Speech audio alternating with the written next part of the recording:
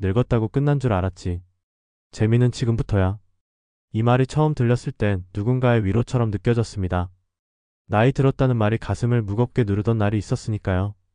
마흔을 넘기고 50을 바라보며 서서히 줄어드는 속도에 익숙해져야만 했고 쉼없이 달려온 시간들의 끝자락에서 내리막을 생각해야 할 것만 같았던 날들이었죠. 하지만 누군가는 그 자리에서 조용히 웃고 있었습니다. 그리고 그렇게 말했습니다. 재미는 지금부터야 라고요. 서울 강동구의 오래된 아파트 단지, 정오의 햇살이 길게 늘어진 나무 그림자를 따라 퍼지던 어느 봄날, 그 골목 끝 작은 화실에서 만난 윤정자 씨의 손끝에는 색이 머물고 있었습니다. 63, 그녀는 50 중반에 퇴직한 전직 초등학교 교사였습니다. 퇴직 후 몇 해 동안은 무엇을 해야 할지 몰라 무의미한 하루들을 보내며 방 안에 커튼을 걷지 않은 날이 더 많았다고 말하더군요. 나는 이제 뭐지? 사람들은 나를 필요로 하지 않는데 나는 왜 이렇게 계속 살아야 하지? 라는 생각에 빠진 날들도 많았다고 합니다. 그러다 우연히 시작한 수채화 교실. 처음엔 붓을 쥐는 손이 어색했고 색을 칠하는 것보다 숨을 쉬는 게 더 어려웠습니다. 하지만 한 장, 또 한 장, 물에 스며든 색들이 천천히 그녀를 꺼내주었습니다. 어느새 주말마다 그림을 배우러 오는 동네 아이들의 선생님이 되었고 동네 주민센터에서 열리는 전시회에도 참여하게 됐습니다. 윤정자 씨는 말했습니다. 늙었다고 끝난 줄 알았죠. 근데 그림이 내 안의 재미를 꺼냈어요. 지금이요? 나 하루하루가 너무 바빠요. 내일은 뭘 그릴까 설레요.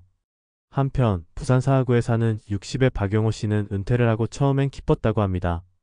30해 넘게 운영하던 식당을 접으면서 이제는 편히 쉬리라 마음을 먹었지만 정작 그 쉼이라는 게 마냥 달콤하지만은 않았다고 합니다. 시계를 안 보고 자는 날이 좋았던 것도 처음 한두 달 뿐이었고 곧 무기력함이 찾아왔죠. 아침에 일어나 아무 일도 하지 않는다는 것이 오히려 두려워졌다고요. 어느 날 텔레비전에서 시니어 모델 오디션을 한다는 공고를 받고 장난삼아 아내에게 나도 한번 나가볼까? 했더니 아내는 고개를 끄덕이며 말했답니다. 당신 멋있잖아. 한번 해봐. 그렇게 시작된 도전. 키도 크지 않고 옷도 잘 모르는 자신이 무대에 설 수 있을까 반신반의했지만 그저 해보고 싶었던 마음 하나로 출발했습니다. 작은 오디션에서 3등을 한 것이 계기가 되어 지금은 매달 한두 번은 지역 행사나 시니어 잡지 화보에 참여하고 있습니다. 그는 말했습니다. 예전엔 사람들 앞에 나가는 게 늘 일이었는데 지금은 즐거움이에요. 늙었다고요? 재미는 요즘이 더 많아요. 우리는 종종 나이를 숫자로만 받아들입니다. 몇 살이 되었으니 이젠 조용히 살아야 한다. 무언가를 시작하기엔 늦었다는 말에 스스로를 가두며 살아갑니다. 하지만 누가 시간을 정했을까요? 누가 언제부터 재미를 가져도 된다고 허락했을까요? 인생의 시계는 단순히 앞만 향해 흐르지 않습니다. 잠시 멈췄다가 다시 흐를 수도 있고 때로는 반대로 거슬러 올라가기도 합니다. 중요한 건 그 흐름 안에서 내가 다시 깨어나는 순간을 놓치지 않는 것 아닐까요? 늙었다는 말은 끝났다는 선언이 아니라 다시 시작할 준비가 됐다는 말일지도 모릅니다. 몸은 예전 같지 않아도 마음은 아직 놀고 싶어하고 손은 여전히 무언가를 만들고 싶어하며 눈은 또 다른 세상을 보고 싶어합니다. 어린 시절엔 시간이 너무 느리게 가서 초조했고 청년기엔 너무 빨라서 늘 허덕였고 중년엔 너무 복잡해서 한숨만 내쉬었죠. 그런데 이제야 비로소 시간이 말을 걸어옵니다. 이제 너를 위해 살아도 되라고요. 작은 텃밭을 가꾸며 하루를 시작하는 이 평생 접어두었던 악기를 다시 꺼내드는 이 카페 한편에서 책을 펼치는 이들. 그 모두가 누군가의 기준에선 늙었다는 사람들입니다. 하지만 그들의 눈빛은 누구보다 선명하고 따뜻하며 깊습니다. 왜냐하면 이들은 이제야 비로소 진짜 삶의 재미를 찾아가는 중이니까요. 누군가는 이렇게 말했습니다. 젊었을 땐 누굴 위해 살았고 늙고 나니 나를 위해 웃고 싶어졌다고요. 그래서 이 말을 지금 당신에게 건네고 싶습니다. 늙었다고 끝난 줄 알았지. 아니야, 진짜 재미는 지금부터야. 당신이 그 문을 열고 한 발짝만 내디딘다면 세상은 분명 그 어느 때보다 따뜻하고 흥미로운 모습으로 당신을 맞이해 줄 겁니다. 그리고 당신도 곧 알게 될 겁니다. 내가 미처 몰랐던 나의 얼굴, 내가 놓치고 있던 삶의 향기, 그리고 내 안에 살아있던 웃음을요. 지금 당신의 계절은 어디쯤인가요? 혹시라도 혼자라면 그 고요한 정막 속에서 스스로를 꺼내어 보세요. 누가 뭐라 해도 당신은 지금 시작할 수 있습니다. 그 시작이 빠르지 않아도 괜찮고 거창하지 않아도 됩니다. 단지 재미있으면 되는 거죠. 그렇게 조금씩 당신의 재미를 찾아가기를 진심으로 응원합니다. 지금 이 순간 진짜 인생은 비로소 출발선에 섰습니다. 당신의 계절은 이제 시작입니다. 은퇴를 바라보는 많은 이들이 흔히 빠지는 착각이 있다. 바로 은퇴는 끝이라는 선입견이다. 육체의 에너지나 사회적 지위가 낮아지는 것은 사실이지만 그것이 곧 인생의 무대에서 내려와야 한다는 뜻은 아니다.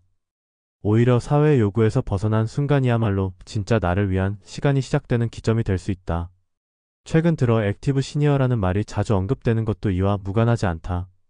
단순히 오래 사는 시대가 아니라 여전히 활발하게 무언가를 배우고 즐기고 나누는 고령층의 모습이 사회 전반에서 관찰되고 있기 때문이다. 과거에는 은퇴가 곧 조용한 노후 혹은 경제활동에서 완전히 물러난 휴식의 시간으로 받아들여졌지만 현재는 그 개념 자체가 근본부터 흔들리고 있다. 문제는 아직 많은 사람들이 이 변화의 흐름을 받아들이지 못하고 있다는 점이다. 특히 한국 사회는 여전히 정년퇴장이라는 공식에 너무 익숙해져 있다. 하지만 이제는 인생을 두 개의 막으로 나눠야 한다. 하나는 사회적 역할을 위해 살았던 전반전이고 다른 하나는 자기 존재의 이유를 찾아가는 후반전이다. 그리고 이 후반전은 단순히 생존이 아니라 재미와 의미를 중심으로 꾸려져야 한다. 최근 고령층을 대상으로 한 다양한 사회조사 결과를 보면 흥미로운 사실이 도출된다. 경제적인 어려움보다 더 깊은 우울과 상실감을 유발하는 요인은 정체성의 상실이라는 점이다. 평생 일터에서 부장, 사장, 교사, 공무원 등의 역할로 살아오다 그 자리를 내려놓는 순간 스스로의 존재 가치에 혼란을 느끼는 사람들이 적지 않다. 더 이상 불리는 이름이 없고 누군가의 필요에 의해 움직일 일도 없는 상태는 단지 시간이 남는 것이 아니라 방향을 잃는 것이기도 하다. 이러한 현실을 극복하기 위해서는 단순한 여가 활동 이상의 계획이 필요하다. 그것은 다시 배우는 삶이다. 나이가 들수록 신체적 한계는 분명히 존재하지만 정신적 호기심과 감성은 오히려 더 풍부해진다. 그리고 그 감성을 깨우는 가장 확실한 방법은 새로운 경험이다. 실제로 수많은 시니어들이 노래, 춤, 미술, 글쓰기, 사진 등 다양한 분야에서 새로운 재능을 발견하고 있다. 처음엔 용기가 나지 않아 망설였지만 막상 발을 들여놓고 나면 더 이상 과거의 자리에 미련이 남지 않는다고 말한다. 중요한 것은 결과가 아니다. 젊은 시절에는 늘 성과와 경쟁이 중요했지만 이제는 그 과정 자체가 삶의 가치를 결정한다. 예를 들어 평생 회사에만 매달려 살았던 한 남성이 은퇴 후 시니어 연극반에 들어가 조연 역할을 맡으며 새로운 웃음을 되찾는다면 그건 단순한 취미 이상의 의미를 지닌다. 자신이 할 수 있는 일을 찾아내고 그것을 타인과 공유하며 사회적 연결망 속에 다시 들어가는 행위는 무기력과 고립의 늪에서 벗어나는 가장 효과적인 방법이다. 또한 최근에는 지역 커뮤니티 센터나 평생교육기관들이 시니어 맞춤 프로그램을 확대하면서 이러한 시도들이 보다 현실화되고 있다. 문제는 아직 많은 이들이 스스로를 한계 안에 가두고 있다는 점이다. 내가 무슨 이 나이에라는 말이 자기 가능성을 스스로 봉인해버린다. 그러나 전문가들은 말한다. 오히려 시니어기의 학습 효과는 더 깊고 더 성숙하며 삶에 미치는 파급력도 크다고. 왜냐하면 이 시기의 학습은 단순히 지식 축적이 아니라 삶의 균형을 바로잡기 위한 재정렬이기 때문이다. 무엇보다 중요한 건 일상 속에서 재미를 다시 발견하는 감각이다. 과거엔 생계를 위해 일했고 가족을 위해 달렸으며 사회의 기대에 맞춰 살아왔다면 이제는 순수한 호기심과 흥미에 따라 삶의 방향을 설정할 수 있다. 이는 마치 다시 태어나는 것과도 같다. 어릴 적에는 자전거를 배우는 게 재미였고 청년기에는 누군가를 사랑하는 게 즐거움이었다면 시니어기의 재미는 내가 몰랐던 나를 만나는 것이다. 한편 현실적인 제약도 분명 존재한다. 체력의 저하, 질병의 위협, 경제적 한계. 하지만 그 모든 것들을 핑계로만 삼기에는 이 시기가 너무나도 소중하다. 이제는 물질적인 풍요만이 삶의 기준이 되지 않는다. 어떻게 사느냐는 질문 앞에서 진짜 중요한 것은 의미와 연결, 그리고 자기다움이다. 전문가들은 강조한다. 시니어기의 정신 건강을 유지하고 삶의 만족도를 높이는 핵심 요소는 자율성과 관계성이라고. 결국 사람은 누군가와 연결되어 있고 스스로 삶을 주도할 수 있다는 감각 속에서 안정감을 느낀다. 그리고 이 감각은 전혀 거창한 것에서 오는 것이 아니다. 작은 정원을 가꾸며 매일 아침 햇빛을 맞는 일, 지역 복지관에서 만난 동년배들과 함께 커피를 마시며 이야기 나누는 일, 오래된 악기를 꺼내 다시 손끝으로 음을 찾아보는 일. 그런 사소한 행동들이 모여 삶 전체를 바꿔놓는다. 그리고 그렇게 달라진 삶은 은퇴는 끝이 아니라 전환이라는 사실을 조용히 증명해낸다. 지금 이 순간 당신이 어디에 서 있든 상관없다.